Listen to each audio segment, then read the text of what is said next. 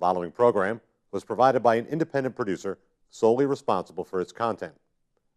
The opinions expressed do not necessarily represent the views of this station, its staff, board of directors, or underwriters.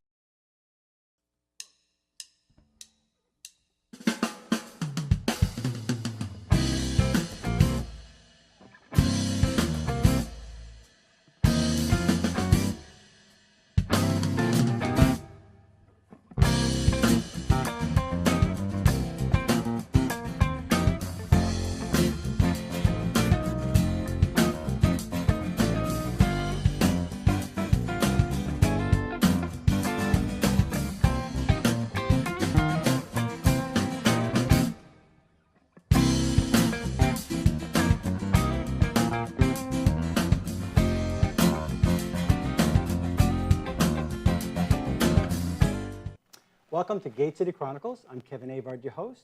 And today I'm joined with Maria Doyle, Training and Evaluation Director of the New Hampshire Children's Trust, Inc. Welcome to the show. Thank you. Nice to be here. Well, I'm glad that you came. This really is the first time I've heard of purple.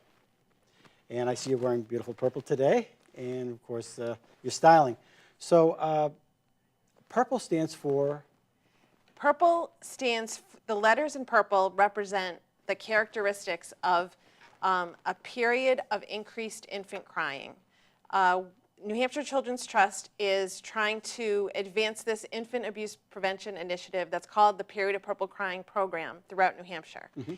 And what may have traditionally been thought of that many parents think of as colic, many different sets of research shows is actually a developmental stage that all infants go through. So when the baby's just laying there and crying and crying and crying, and you're looking at your child and you're saying, what do I do? Mom, help. Dad, help. Yes. What? And you get to a level of frustration. And right. Well, the program focuses on three areas. One is that there is a developmental stage of increased crying. As I said, the letters in purple, one of the letters, the U, stands for unexpected, meaning that nothing seems to be wrong. The baby's dry, not hungry, diapers clean, and yet they're still crying. And that it's often inconsolable, so it resists soothing. That's the R of purple. And so that can really lead to a lot of frustration. And so other parts of the program include ways to cope with the crying, including reaching out to family, friends, and neighbors, and and that it's okay to take a break, to put the baby in a safe place and let them cry, as difficult as that is. Certainly, if someone is concerned that their baby is sick or there is something wrong, they can check. I mean, they should check with a medical professional, but maybe there's nothing wrong. So how did they come to the conclusion that this is just part of growing up? This is part of the development? Well, there's actually 8 independent sets of research data starting back in 1962 with a pediatrician that a lot of people remember named T. Barry Brazelton. He was a famous Boston pediatrician, actually. And he gave the women in his practice diaries to take home, and he found that all the babies had some sort of increased crying. And the middle 25% of the babies had, or middle 50%, excuse me, had peaks of crying that could last up to 5 hours a night. And it peaked, it started at about 2 weeks of age, peaked at about 3 to 4 months of age, and that the stage was over, that people found that their babies didn't have these crying bouts anymore around 6 months of age. And there's 8 independent data sets that show that this happens in multiple cultures, like even a culture of a tribe in Africa called the Kung Sung, which I'm probably mispronouncing that, but that are known to do a lot of things that we would think would make babies not cry, like they do a lot much more carrying, they have a lot more skin-to-skin contact, that even in that tribe, that babies were shown to have an increased stage of crying, and even in other mammalian species. It's been shown in chimps and hamsters. So the idea is that inconsolable is inconsolable, and let them develop. The length of the, that doesn't mean not to do anything. Right. You can try to do something, and actually their research with that tribe in Africa showed that the length of the crying bouts could be reduced by about 50%, right, by using strategies, but that maybe there's nothing you can do, and that it's just not get frustrated, and certainly not to hurt an infant or shake an infant. Because another piece of research that informs this Period of Purple Crying program is that when a stimulus is named, the most common trigger to shaking or harming an infant is frustration with crying. Really? And so you get frustrated and you end up shaking a baby. That's a big no-no. We've all heard never shake a baby. You can shake Absolutely. anything else, but don't shake a baby. Yes. There are times right after birth, I believe I asked you this, off camera, that sometimes a mom, she's going through that postpartum blues. Sure. And does this program help them with some of that counseling? Well, I think that I think when you're feeling especially vulnerable, I mean, we know that, it's when families don't have the resources they need and like a postpartum depression or other, or lack of social connections. There are a number of things that can make parents feel more vulnerable, and that can lead to greater vulnerability for child safety and more likelihood that a child will get hurt. So certainly, I don't know what the research says about that, but it certainly is sort of common sense that certainly if a parent, but many cases of shaken baby syndrome can be by alternative caregivers, and so that's why the period of purple crying begins in hospitals. As I think I told you, the New Hampshire Children's Trust is leading the initiative to have every hospital in New Hampshire that has a birthing unit. There are 20 of them, and 13 already are sharing period of purple crying information, including St. Joseph and Nashua. Hey, all right. And so there's nurses in the birthing unit sharing this program and this information with all the moms and hopefully dads who have a baby at the hospital, and they not only share the information, share the 10-minute video that comes along with the program, but also give them a DVD and booklet to go home with. Do they have to pay to watch the program? They absolutely do not pay, and there's actually a very low cost per unit for the hospitals, and New Hampshire Children's Trust, because of our commitment to this initiative, has some funding to assist hospitals to start up this initiative. So what is this little bucket here for? So certainly we not only want an important, we call it sort of our third prong of the program, is to have everyone know about this, not just new parents. Right. Whether it be the neighbor that's going to ram on the wall and say, shut that baby up, yeah. or the or the kindly babysitter who just wants to do anything they can help, or new mom's best friend, or whoever. We want everyone to know about this period of purple crying. So what we're doing is we're participating in a campaign that's actually international. There's several states and 2 jurisdictions in Canada that are participating in inviting knitters and crocheters to knit purple baby caps. Since the program's called the Period of Purple Crying, we're into the purple. And so between now and September 30th, we're inviting knitters and crocheters throughout New Hampshire to knit purple baby caps. And we'll collect them until September 30th. The local collection center, there's a collection center at the Family Resource Center of Greater Nashua, which is at the Boys and Girls Club. Some people have very small ideas about how big a baby is. That's a small hat. That's sort of our promotional cap. We thought we might turn it into a magnet. It might be a nice earring, right? Yes, that's yeah. cute. And and they can either find out about a local collection site, such as the one at the Family Resource Center of Greater Nashua, or mail them to our office at New Hampshire Children's Trust, and we will launder them and distribute them to the 13 hospitals that provide period of purple crying information, and then during November and probably December, or as long as we still have caps, we will, the parents who not only receive the DVD and booklet and the education will also go home with a purple cap. Oh, nice. To help. How many hospitals are here in New Hampshire? I think there's about 27 hospitals. There's 20 hospitals where people can give birth. There's 20 birthing units. Okay. And right now we're in 13. So we'd like to be in all of them. Wonderful. Yeah.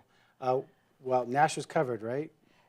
We have one hospital. Well, we have 2 hospitals here. Yes, in Nashua. Southern New Hampshire Medical Center also has a birthing unit, and they have shown some interest, but they're not yet implementing. How hard is it for a hospital to implement this?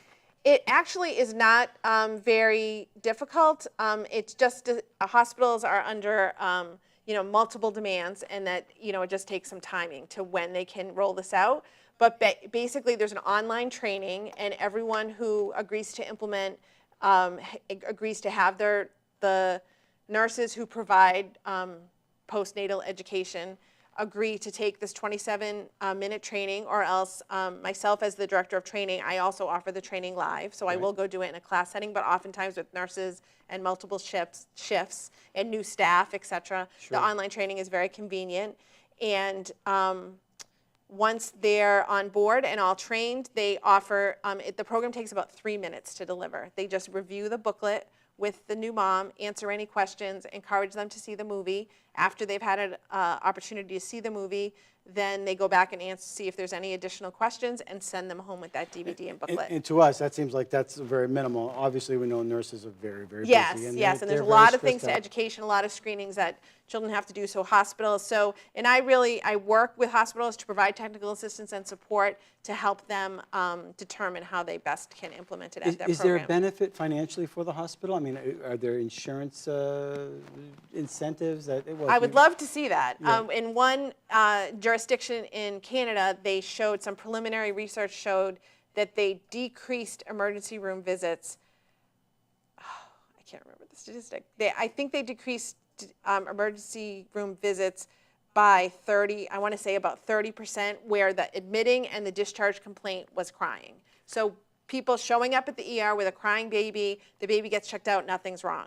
So those visits, severe, radical reduction. So I know that reducing emergency room visits is a large concern of healthcare, unnecessary emergency room visits, let's say.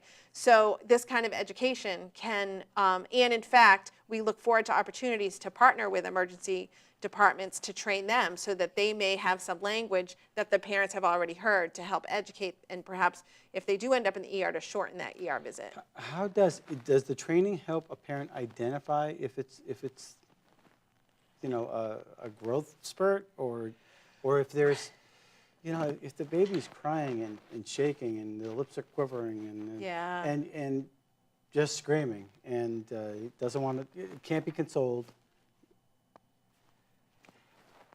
How do you judge? Does it give you that? Does it give you that? Isn't that a great question that we all try to answer as parents? Is what, you know, Mike, if only you could talk to me. And we have all those things to check out, and we have the people we can trust. You mentioned calling mom and calling those. And you know, I think that when they can try, I mean, the crying doesn't last forever, even though 5 hours could probably seem like forever if they have a high crier. And if they're just fine, and soothing does reduce the crying by about 50%, the length of the bout. So if they're trying all those things and really nothing's working, and they get to the point where they are worried, then I would really encourage them to check with their healthcare professional. I think one of the things that you told me off camera was really interesting is that the famous case of shaking a baby wasn't the mom, it wasn't the father, it was the nanny. Yes, which is why one of the pieces of education that nurses are asked, and that the second wave of implementation is to get doctor's offices and home visitors and other family support folks to also be trained in the program so that they can reinforce the message.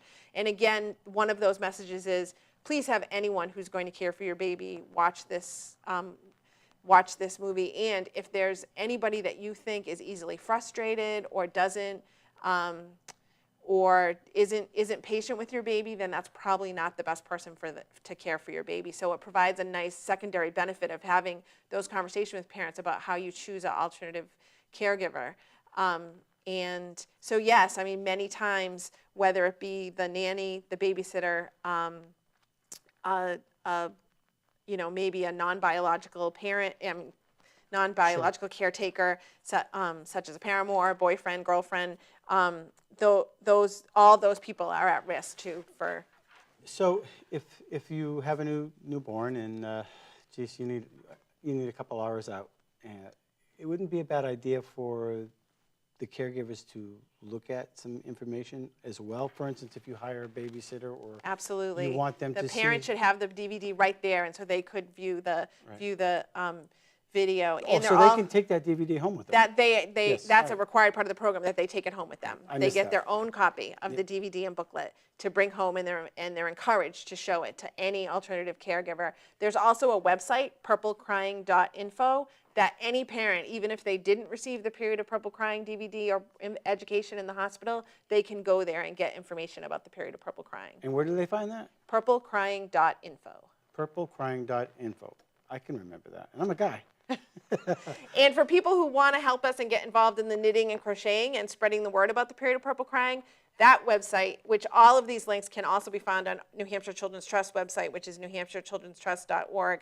But there's knitting patterns, guidelines for hats, and other things about the campaign at clickforbabies.org. This could be for a preemie.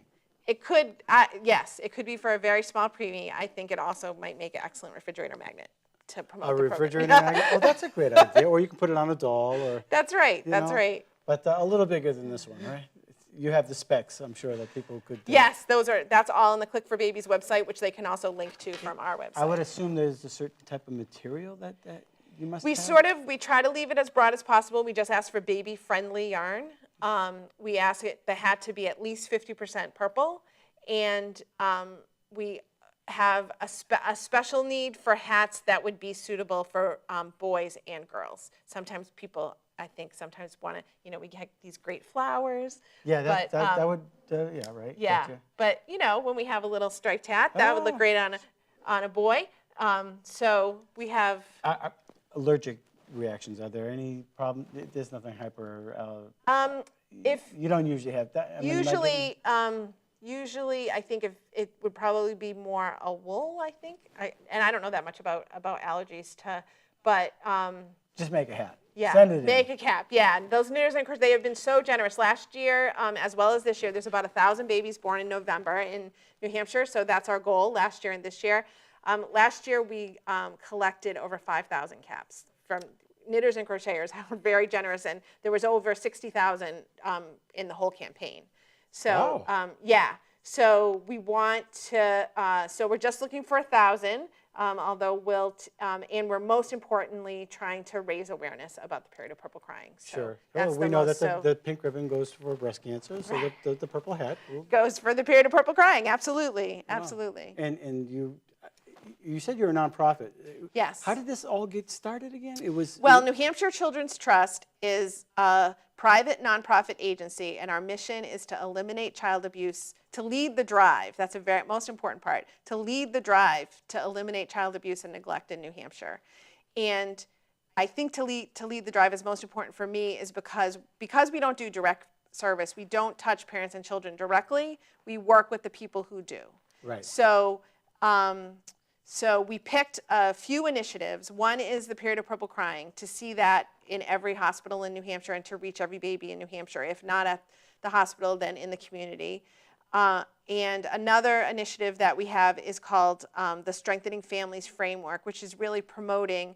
We actually have research that tells us what is true for families where abuse and neglect doesn't occur. And they're very common sense things. The ability for parents to be resilient, the ability to know where to find and to have available concrete supports in times of need, social connections, to have friends and people you can count on, to have a knowledge of parenting and child development, and to have kids who are socially and emotionally competent. That when those things are true, abuse and neglect doesn't occur. So New Hampshire Children's Trust would like to help folks build strong communities where those 5 factors are promoted for families. And we think that's the best way to eliminate child abuse and neglect. So tell us your website one more time before we It's say goodbye. nhchildrenstrust.org, and information about all of our initiatives and how to get involved in them is available there. Maria Doyle, thank you for coming on Gate Thank City you so much. A Chronicles. pleasure to be here. Okay, well, if you want to knit a hat, get in contact with Maria, and we appreciate you coming on the Click show. for Babies. Click for Babies. Oh, did we forget to mention that? No, we did. Clickforbabies.org, and the campaign's called Click for Babies. Right. Until next week, thanks for watching Gate City Chronicles.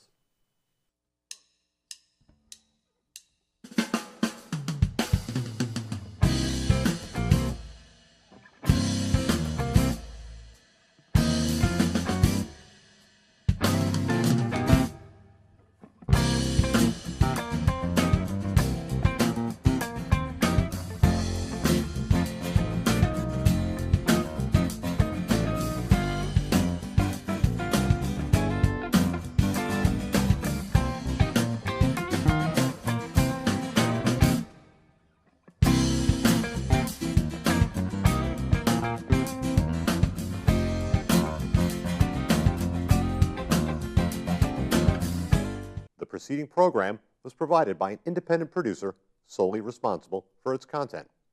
The opinions expressed do not necessarily represent the views of this station, its staff, board of directors, or underwriters.